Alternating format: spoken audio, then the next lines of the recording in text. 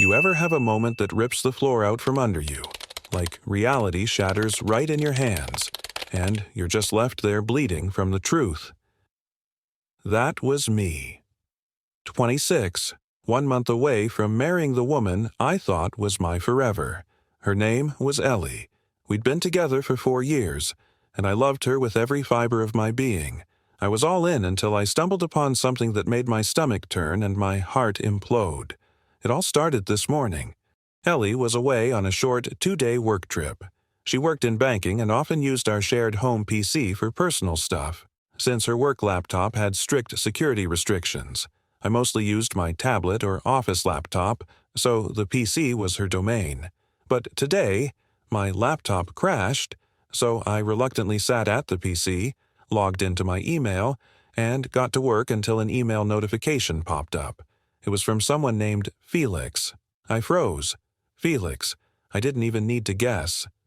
That was her college ex, the so-called amicable breakup. She never spoke bitterly about. She always told me she wasn't in touch with him. I believed her. She gave me no reason not to. At least, that's what I thought. Curiosity, or maybe gut instinct, made me click. What I saw. It gutted me. It was like being sucker punched in the chest. Dozens, no, months' worth of emails, every last one dripping with sexual longing and filth. Her words weren't just flirtatious, they were obscene. She said she missed him every day. She reminisced in explicit detail about their old sex life. She described pleasuring herself thinking about him. She said things like, "My a-hole itches to take you in. It's been ages since someone drilled that hole. I wanted to vomit. No, I did vomit. I nearly hurled right there at the desk. What crushed me the most wasn't just the betrayal, it was the lies I didn't even know she was telling. We had done everything together, shared a life, a bed, dreams." She claimed she didn't like certain things in bed, things she now confessed to craving from him. And then, the ultimate blow, just 2 days ago, she emailed him saying, "I don't know why I'm even marrying this person when his weenie is half of yours." That person was me. The man who bought her a ring, who built a life around her, who was planning our wedding while she was out here getting off on her past. His reply, poor guy. That single line nearly ended me. The same day she sent that email, she had whispered sweet nothings in my ear, told me how good I was in bed, how well I knew her body. She lied right to my face, and I had believed every word. We'd never had issues with intimacy. We were active. Connected, or so I thought. She always said her sex drive wasn't that high, but after these trips she'd come home ravenous.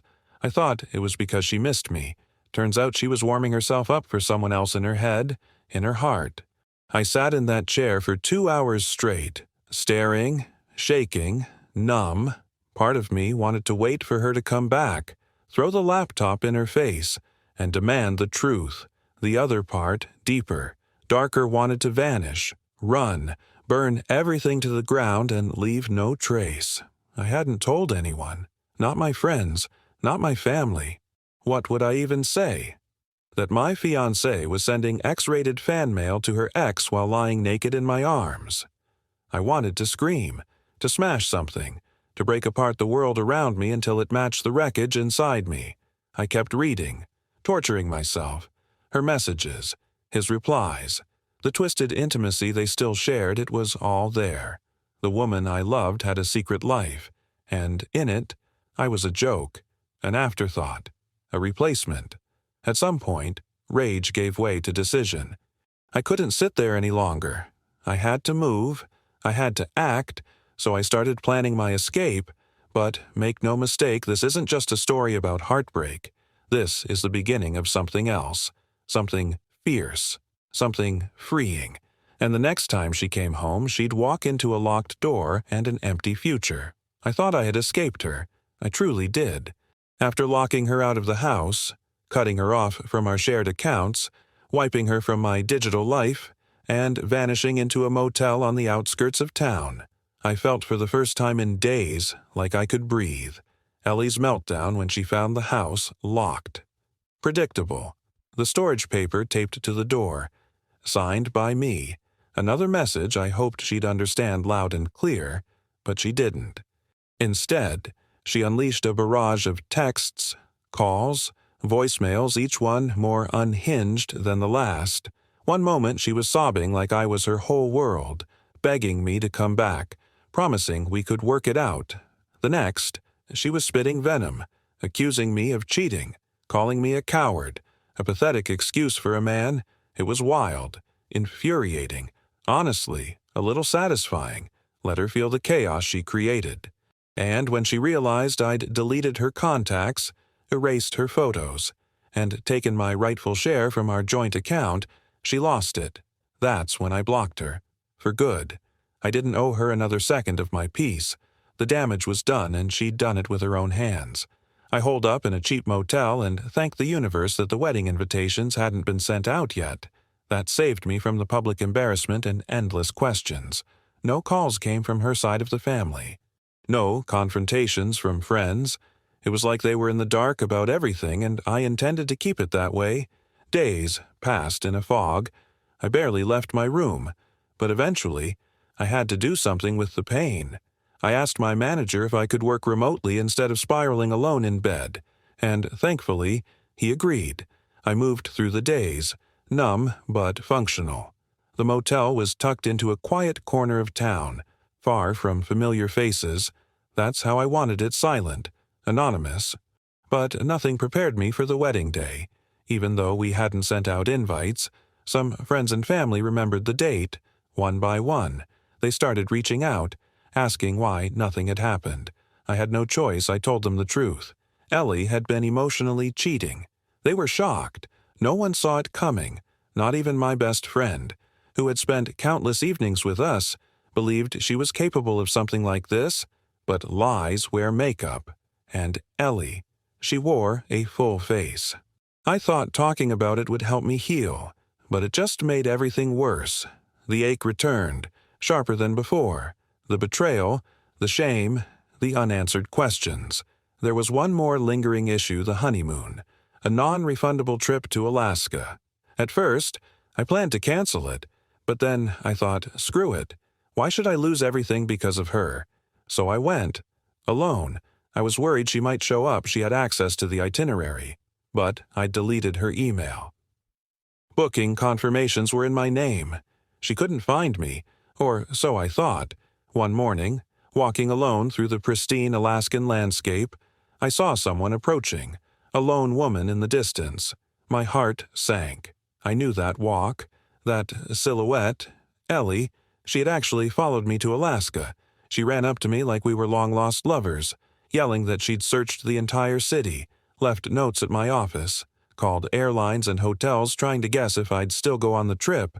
And when she confirmed my name was still on the booking, she jumped on the first flight and tracked down my location. It was beyond unhinged.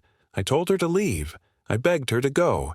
She refused, said she needed me to hear her out, that we were supposed to be married, that I couldn't do this to her, that we had plans married before she turned 28, a baby before 30, and now I was ruining everything. I snapped. "You want to talk about plans?" I yelled. "What about the part where you sexted your ex and called me inferior while I was lying in bed next to you? When were you going to talk about that?" She had the audacity to say, "That's not cheating. I never met him. We didn't even kiss," as if words don't matter, as if graphic sexual fantasies and mocking the man you claim to love isn't betrayal. Her defense: "It was just for fun, a joke, something to spice up our relationship." By humiliating me, that's when the last ember of love I had for her died. I told her I didn't want her, didn't respect her, and didn't need to hear one more lie.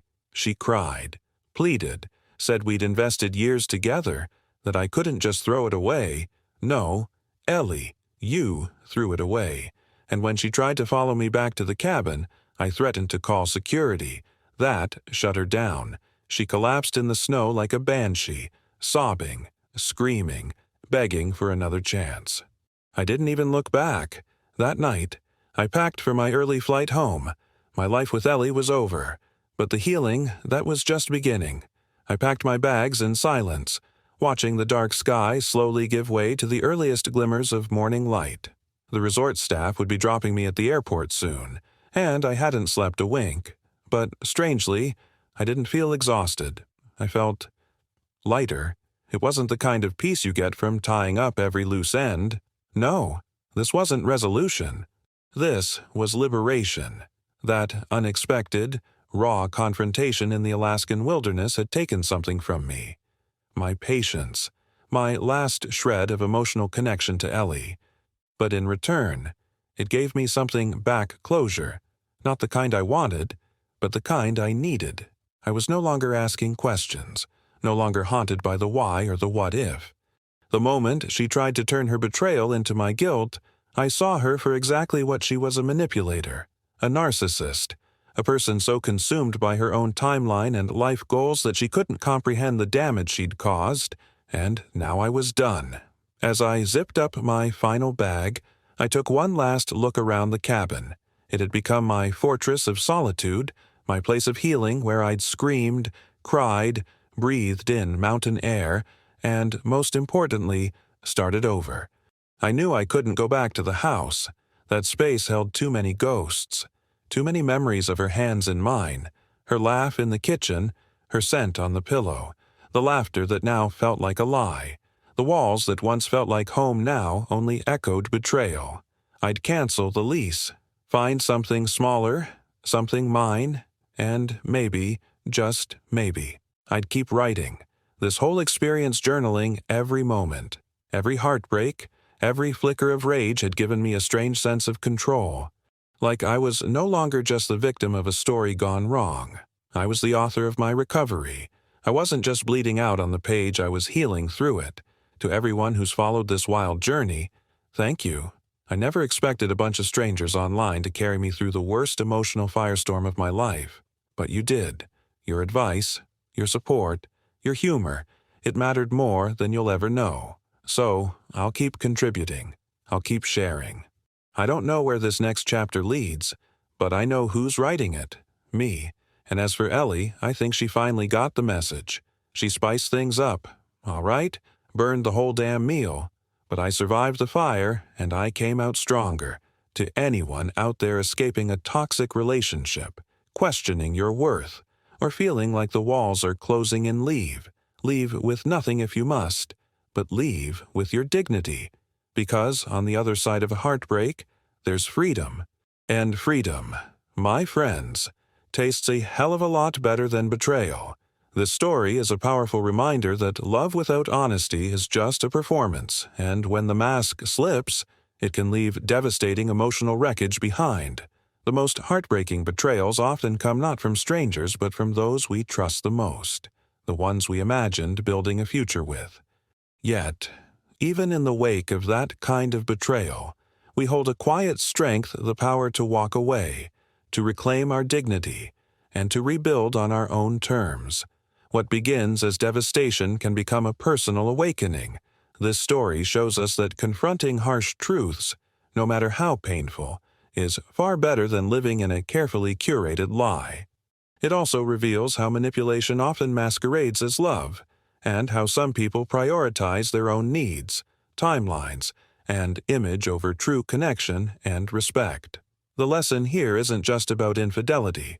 It's about recognizing when someone's actions no longer align with their words, and having the courage to choose peace over false promises. Healing doesn't happen in a day, and closure doesn't always come with answers. Sometimes, closure is simply refusing to allow a broken relationship to define your worth. In the end, this journey of heartbreak transforms into a journey of self-respect. It teaches us to trust our instincts, honor our boundaries, and, most importantly, understand that walking away isn't weakness, it's strength. You don't need to explain your value to someone who failed to see it. And no matter how far they chase you emotionally or physically, your peace is not theirs to reclaim. It belongs to you. So protect it, cherish it, and let it guide you to the life you actually deserve. If you made it this far, thank you for staying with me through this emotional roller coaster. Life doesn't always go the way we plan, but sometimes the most painful endings lead to the most powerful new beginnings. If you got any value from this story, please comment 1 down below. It helps us know these stories are making a difference. And don't forget to like the video, subscribe to the channel, and share it with someone who might need to hear this today. We'd love to hear your thoughts. Have you ever experienced a betrayal like this? What would you have done in my place? Let's talk about it in the comments. Your voice matters here. Thanks again for watching. And until next time, take care of yourself and protect your peace.